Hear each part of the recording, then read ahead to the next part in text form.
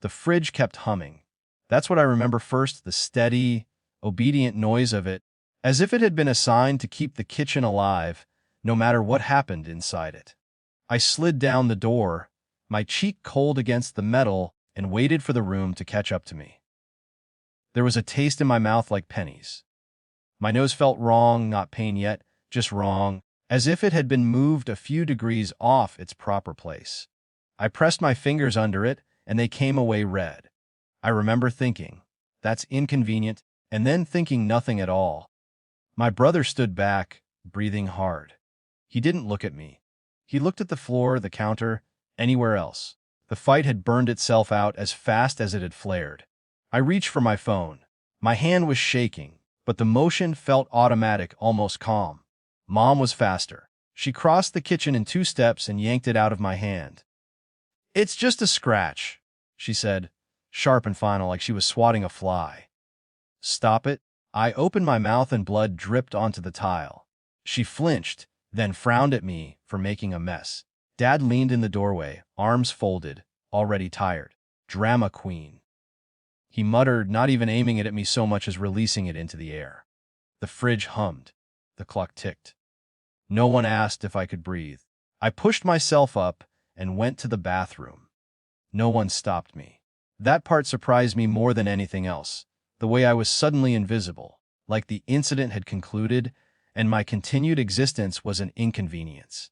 In the mirror, my nose was swelling, the bridge crooked. Blood had dried in dark streaks down my lip and chin. I rinsed it away slowly, watching the sink turn pink, then clear. I pressed a towel to my face and stood there until my hands stopped shaking. Something shifted in that silence. Not anger. Not fear, just a narrowing, like a camera lens tightening its focus. I understood, very plainly, that whatever help I needed would not help on the other side of that bathroom door. So I did not cry. I did not scream. I took out my phone and took pictures. The lighting was bad, but I angled myself toward the window. I photographed my face from 3 sides. I took a short video, my voice steady as I stated the date and time and said what had happened. I didn't embellish. I didn't accuse. I described. When I left the bathroom, my family had returned to their routines. Mom wiped the counter. Dad watched the news. My brother had disappeared upstairs. No one asked where I was going when I grabbed my keys. At urgent care, the nurse raised her eyebrows the way people do when they're trying to stay neutral and failing. She asked if I felt safe at home. I said, "Not tonight." She wrote it down. The X-ray was quick. The doctor said fracture, like it was an ordinary word. He asked how it happened. I told him. He paused, pen hovering, then wrote more carefully. Paper makes a sound when it's added to a file. It's soft, but it's there.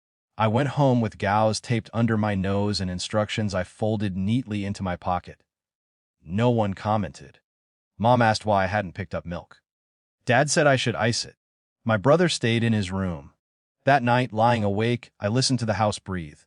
The pipes. The settling wood. Familiar sounds, suddenly foreign. I thought about calling someone, an aunt, a friend, but I didn't. I was afraid that if I spoke, the careful shape of my resolve would collapse into something messier. In the morning, I emailed myself everything. Photos, videos, the discharge summary. I labeled the folder with the date. I backed it up. I wrote a short account while it was still clean in my head, sticking to times and actions, not feelings. It felt strange, living this double life, quiet at the table, precise in private. My parents watched me with a new wariness, as if they sensed a change they couldn't name. My brother avoided me entirely. The house settled into a tense politeness, the kind that pretends nothing has happened by stepping carefully around the obvious. A week later, my nose was still bruised, yellowing now. I wore a mask to work and told people I'd walked into a door. It wasn't a lie so much as a shorthand. I was tired of explanations that led nowhere. On Friday, I asked my boss for an afternoon off. I went to the police station with my folder tucked under my arm like a library book. The officer at the desk was kind in a practiced way. He asked me to sit. He listened. He didn't interrupt. When I slid the photos across, he didn't look surprised. He asked if I wanted to make a report. I said yes. There's a moment when a room changes temperature. You can feel it.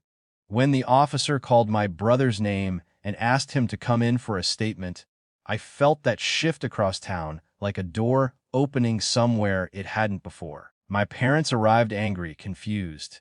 Mom's voice was sharp, climbing. Dad tried to joke. The officer did not respond to either. He spoke slowly, clearly, about evidence and next steps and options. He did not raise his voice. He did not argue. He followed a process. Authority, I learned, doesn't need to announce itself. It just proceeds. My brother sat very still. For the first time, he looked at me. Not with anger. With calculation. It was too late for that. There was no dramatic arrest scene. No shouting. Just paperwork instructions, a temporary order. The sound of a pen again. Soft. Final. Afterward, my parents stood in the parking lot, stunned. Mom said, "How could you do this to us?" Dad said, "This is going too far." I said nothing. I was tired of translating reality into something they could accept. I moved out the next week. Just a room, just enough space. I took the fridge magnet with my favorite quote on it and left the rest. The house felt smaller when I walked out, like it had been holding its breath and could finally exhale. The consequences unfolded quietly. My brother was required to attend counseling. He was not allowed near me. My parents stopped calling for a while. When they did, the conversations were careful, brittle. They spoke about weather, about errands. We avoided the thing that had rearranged us. Some nights, I lay awake and wondered if I had overreacted. The doubt crept in, wearing my parents' voices. Then I would open the folder and look at my face as it had been swollen and red, and the doubt would retreat, embarrassed. I did not feel triumphant. I felt steady. Months later, my nose healed imperfectly. There's a slight bump now, visible only if you know to look. Sometime I trace it absent-mindedly, a reminder written in bone. My family is different. That is a loss. I grieve it in small, manageable pieces. I also live without fear of the kitchen, without the hum of the fridge sounding like a warning. Power didn't return to me with a bang. It settled, quietly, into my hands the day I decided that evidence was not betrayal and silence was not loyalty. I did not win. I stepped out of the game. And for the first time, that was enough.